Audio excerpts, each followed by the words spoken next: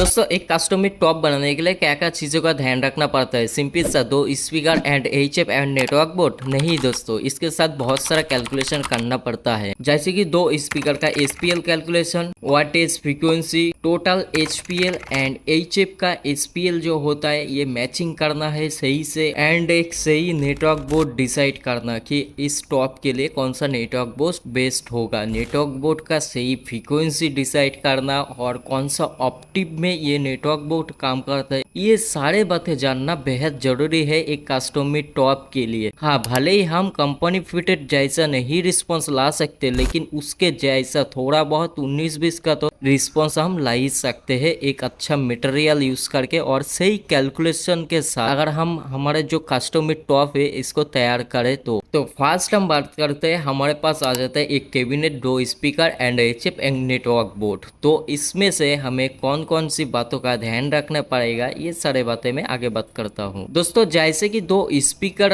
अगर हम यूज कर रहे हैं तो इनका हमें तीन चीजें पता होना चाहिए। सबसे पहली बात तो इसका एसपीएल सेंसिटिविटी पता होना चाहिए, दूसरी बात इनका वाटेज जो कि हर किसी को मालूम होता है, तीसरी बात इनका फ्रीक्वेंसी रिस्पॉन्स हमें पता होना चाहिए। और दोस्तों ये तीनों चीजें अगर आपको नहीं पता है तो आप एक सही टॉप नहीं बना सकते हो। देखो स्पीकर का अगर एसपीएल कैलकुलेशन की बात किया जाए, अगर सेम दो स्पीकर लिया जाए जिसका एसपीएल मान लीजिए 97 डीबी है या 100 डीबी है, तो चलो मैं यहाँ पर 100 डीबी मान के चलता हूँ। तो उस टाइम पे जब और एक स्पीकर लाया जाएगा वो भी 100 डीबी का होगा और सेम स्पीकर होना चाहिए, तभी आपका जो एसपीएल होगा इसमें 3 डीबी या फिर 6 डीबी प्लस आपको साउंड देखने को मिलेगा। दोस्तों ये जो 3 डीबी सिग्नल आप होते हुए दिखेगा ये नॉर्मल सिग्नल में दिखेगा, और जो आपका 6 डीबी सिग्नल है ये मैक्स पे डिसाइड होगा। और जो आपका 6 डीबी सिग्नल है ये जब मैक्स एसपीएल पर चलेगा आपका स्पीकर, उस टाइम पे ये 6 डीबी एसपीएल इंक्रीज होगा दो सेम स्पीकर मिला के। तो टोटल हमारे पास जो एसपीएल आएगा स्पीकर का वो 106 डीबी का एसपीएल आएगा। तो हमें एचएफ अभी कैसे ढूंढना चाहिए, देखो अभी हमें एक एचएफ डिसाइड करना है, और एचएफ कैसे डिसाइड करेंगे उसके लिए हमें दो बातों का ध्यान रखना पड़ेगा। जैसे कि होगा स्पीकर का वाटेज एंड सेंसिटिविटी। एक एचएफ हमें इस तरीके से लेना चाहिए जिसका सेंसिटिविटी लगभग 110 डीबी हो या 105 डीबी, 106 डीबी। मान लेते हैं कि हमारा दो स्पीकर मिला के हमारा जो सेंसिटिविटी आया है ये 103 डीबी है, तो हमारा एचएफ होना चाहिए 105 डीबी से लेके 110 डीबी के अंदर, और वो भी दोस्तों आपका 60 वाट से 80 वाटेज के अंदर होना चाहिए। वाटेज ज्यादा है लेकिन सेंसिटिविटी सेम है तो आप ले सकते हो, बहुत ही अच्छा रहेगा। तो उस टाइम पे आपका एचएफ नहीं उड़ेगा। अगर मान लीजिए वाटेज कम है, सेंसिटिविटी हाई है, उस टाइम पे थोड़ा एचएफ उड़ने का ज्यादा रिस्क रहेगा। देखो मैं ऐसा क्यों बोल रहा हूँ, इसके पीछे रीजन भी है। जैसे कि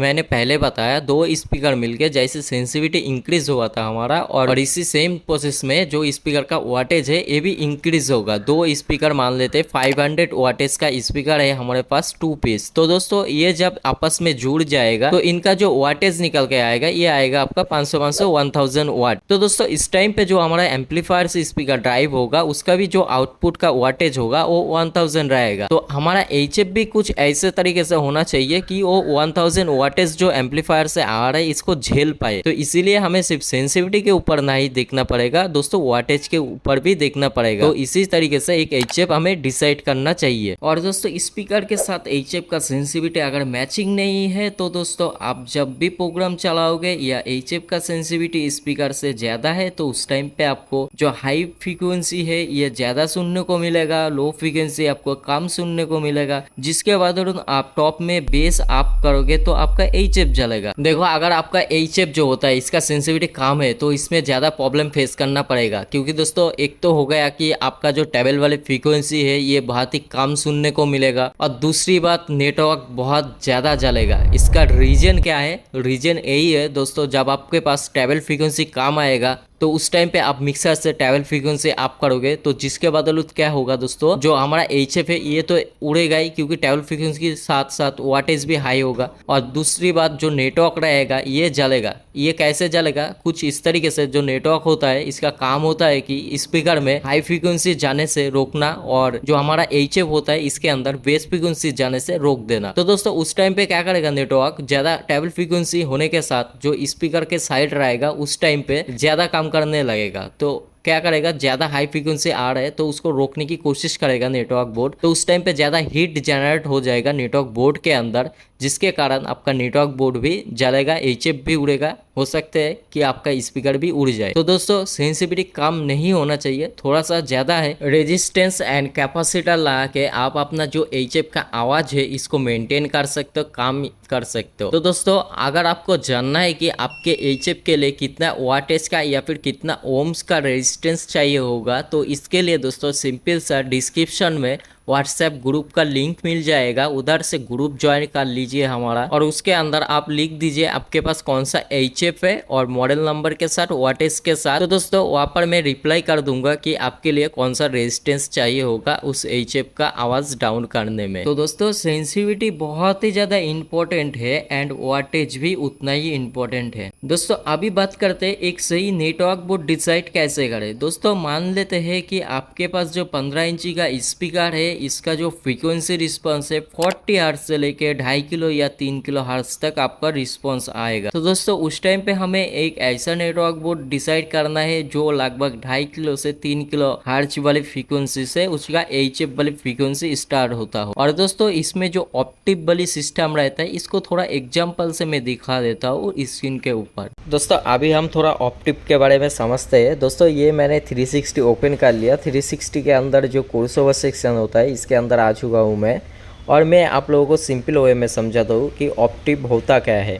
दोस्तों ये जो आप देख रहे हो मैं फ्रीक्वेंसी स्वैप कर रहा हूँ, ये लगभग अगर मैं 5 किलो हर्ट्ज पर लेके आ रहा हूँ तो लगभग आप देख सकते 200 हर्ट्ज के आसपास कवर अप कर रहा है। दोस्तों ये जो कवर अप वाली जो एरिया है इसको बोला जाता है ऑप्टिव। दोस्तों अगर मैं इसको चेंज करूँ, ये 6 dB ऑप्टिव पड़े, मैं अगर मैं अगर 18 dB ऑप्टिव पड़े, मैं अगर 12 dB करूँ, तो दोस्तों देख सकते हो इसका जो कवर अप एरिया है ये और भी ज़्यादा है। दोस्तों जो नेटवर्क क्रॉसओवर बोर्ड रहता है उसके अंदर भी ये ऑप्टिव सिलेक्ट रहता है, ज़्यादातर आपको 18 dB ऑप्टिव एंड 12 dB ऑप्टिव के अंदर मिलेगा। अगर मान लीजिए किसी भी एचएफ का फ्रीक्वेंसी 2.5 किलो हर्ट्ज से स्टार्ट हो रहा है तो मैं यहाँ पर 2.5 किलो हर्ट्ज फ्रीक्वेंसी पे ले जाता हूँ। तो सिंपली यहाँ पर मैं 2.5 किलो हर्ट्ज फ्रीक्वेंसी पे आ गया। तो अभी देखना जब भी हम नेटवर्क बोर्ड के साथ भी एचएफ को यूज़ करते हैं टॉप के अंदर, तो एचएफ के अंदर भी मिड फ्रीक्वेंसी आती रहती है। तो इसके रीज़न भी यही है दोस्तों, जो स्लोप है स्लोप के ऊपर डिपेंड करता है। और 12 dB कर देंगे ना तो दोस्तों और भी ज़्यादा आप देख सकते हो पूरा 40 हर्ट्ज से कवर अप ले रहा है, तो ये होता है ऑप्टिव। दोस्तों इसी हिसाब से आप अपना क्रॉसओवर का फ्रीक्वेंसी जो रहता है सिलेक्शन, इसको आप कर सकते हो अपने हिसाब से, सही एक क्रॉसओवर भी आप डिसाइड कर सकते हो। आई होप दोस्तों ऑप्टिव वाली सेक्शन आपको क्लियर हो गया। और नेटवर्क बोर्ड के लिए मैं किसी भी कंपनी को नहीं रिकमेंड कर रहा हूँ, नहीं मैंने यहाँ पर किसी भी कंपनी के बारे में बताया। मैं बस आपको इस चीज़ के बारे में समझाया कि एक टॉप बनाने के लिए हमें कौन कौन सी बातों का ध्यान रखना पड़ता है। अगर वीडियो अच्छी लगी हो तो वीडियो को लाइक कर देना, और चैनल पे न्यू हो तो चैनल को सब्सक्राइब कर देना। मिलते हैं नेक्स्ट वीडियो में।